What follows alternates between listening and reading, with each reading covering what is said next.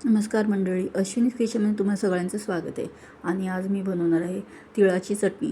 हे तीळ जे आहे ते गावचे घेतलेले आहेत आणि ही चटणी वर्षभर टिकून राहते आणि चांगली पण असते. ही 10 मिनिटात बनते. तर त्यासाठी इथे मी 1 वाटी तीळ घेतले आहेत, 10 ते 12 लसणाच्या पाकळ्या घेतल्या आहेत आणि खोबरा घेतला 1 वाटी, मसाला घेतला आहे घरातला 1 चमचा आणि मीठ चवीनुसार घ्यायचं आहे.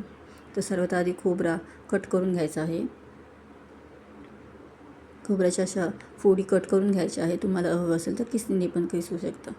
आणि त्याच्यानंतर पॅनमध्ये किंवा कढईमध्ये तीळ जे आहे ते भाजायचं आहे. तेल न टाकता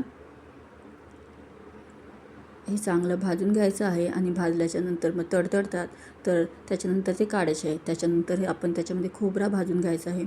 खोबरा भाजताना पण मीडियम फ्लेमवरती हलकंसं भाजायचं आहे आणि त्याच्यामध्ये आपण लसणाच्या ज्या पाकळ्या आहेत त्या पण टाकणार आहेत आणि हे एकत्र भाजून घ्यायचं आहे.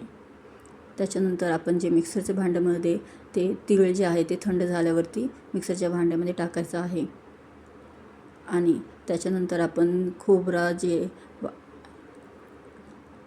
भाजलेलं ते पण थंड करून टाकायचं आहे.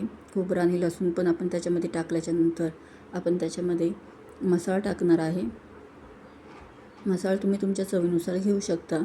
मी इथे 1 चमचा मसाला घेतलेला आहे घरातला आणि त्याच्यानंतर चवीनुसार मीठ टाकायचं आहे. हे आपण मिक्सरमध्ये बारीक वाटून घ्यायचं आहे. ही सुकी चटणी आहे म्हणून आपण ह्याच्यामध्ये पाणी टाकणार नाही आहोत.